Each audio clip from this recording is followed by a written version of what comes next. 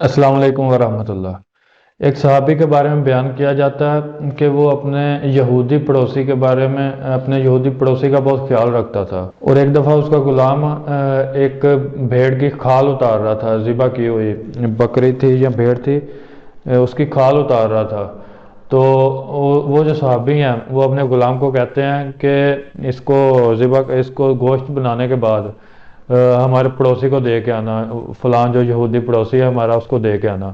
یہ بات انہوں نے 3 بار کی، تو اور لوگ پاس بیٹھے ہوئے تھے، تو وہ اس سے پوچھتے ہیں کہ تو ہمیشہ ہی ایسے کرتا ہے، تو دن میں کتنی بار اپنے اس یہودی پڑوسی کو یاد کرتا ہے؟ تو وہ اس یہودی پڑوسی کے بارے میں پوچھتے ہیں کہ تو اس کو کتنا یاد کرتا ہے؟ تو وہ کہتا ہے کہ میں نے ہمارے نبی صلی اللہ علیہ وسلم سے سنا ہے کہ وہ پڑوسی کے حقوق کا اتنا حکم دیتے تھے کہ مجھے ایک بار خدشہ یہ لاحق ہوا تھا کہ شاید ہمارے نبی علیہ السلام پڑوسی کو وراثت میں حصے دار ٹھہرا دیں۔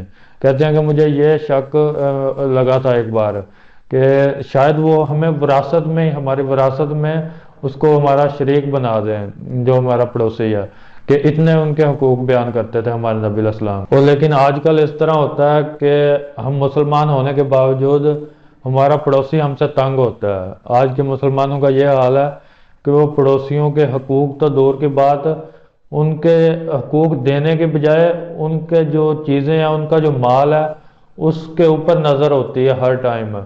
اگر کوئی پڑوسی ہے، اس کی دیوار پہ اپنی دیوار رکھیں گے یا اس کی طرف اونچی دیوار کر دیں گے، اس کو دھوپ نہیں جانے دیں گے، مختلف کام کرتے ہیں، یا ان کی جو دیوار ہے ان میں کیل ٹھونکنے لگ جائیں گے، اس سائڈ پہ کوئی نہ کوئی اس طرح کا کام کریں گے کہ جس سے پڑوسی تنگ ہو۔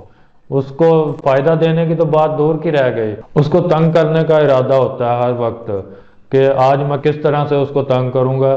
یہ آج کل کے مسلمانوں کا یہ حال ہے۔ ہمارے نبی علیہ السلام نے جو کچھ بتایا تھا، جس سے صحابی کو یہ خطرہ تھا کہ یہ ڈر انہیں لگ گیا تھا کہ شاید وراثت میں حصہ بنا دیں ان کا، کہ اتنے زیادہ وہ حقوق بتا رہے ہیں پڑوسیوں کے۔ لیکن اب مسلمانوں کا یہ اس طرح حال ہے۔ اور جیسے کہ احترام کے حوالے سے اس طرح بتایا گیا کہ جب کوئی چیز آپ اچھی لے کے آتے ہیں، آپ کھاتے ہیں، تو آپ کوشش کریں کہ پڑوسیوں کو نہ پتہ چلے، ان کو دکھا دکھا کے نہ کھائیں، کوئی چیز اس طرح کے استعمال نہ کریں کہ ان کو احساس کمتری ہو، کہ وہ احساس کمتری کا شکار ہوں۔ اس طرح کا کام نہیں کرنا۔ لیکن اب کیا کیا جاتا ہے کہ چیز لا کے خاص طور پہ دکھانی ہے، انہیں دینی نہیں۔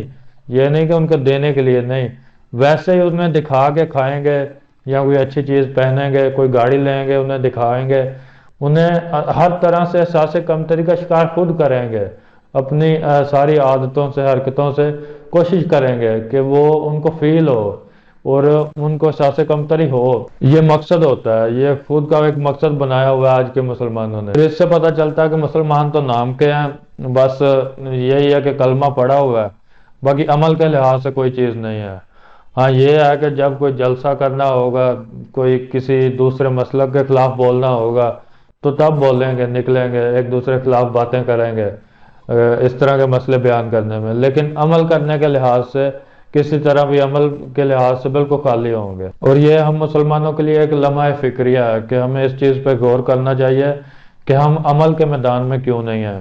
ہم صرف باتوں کے میدان میں ہیں، باتیں کریں گے، مسائل بیان کریں گے، لیکن عمل کے لحاظ سے بالکل خالی ہیں۔ یہ ہمارے لیے ایک فکر کی بات ہے۔ اور یہ واقعہ تھا ایک صحابی کا جو اپنے یہودی پڑوسی کو بھی اتنی اہمیت دیتے تھے کہ گوشت ان کا غلام جب بکری ابھی ذبح کر رہا تھا، تو اسی ٹائم اس کو کہہ رہے تھے کہ یہ اس کو بھی دے کے آنا ہے، حالانکہ وہ بندہ بھی یہودی ہے، ان کا پڑوسی جو ہے، تو پھر بھی وہ اس طرح سے حقوق کا خیال رکھتے تھے، صرف اس وجہ سے کہ ہمارے نبی علیہ السلام نے یہ فرمایا ہے کہ پڑوسیوں کے حقوق کا خیال رکھنا ہے۔ تو یہ تھی آج کی ویڈیو۔ اگر کوئی بندہ چینل پہ نیو ہے تو چینل کو سبسکرائب کر لے۔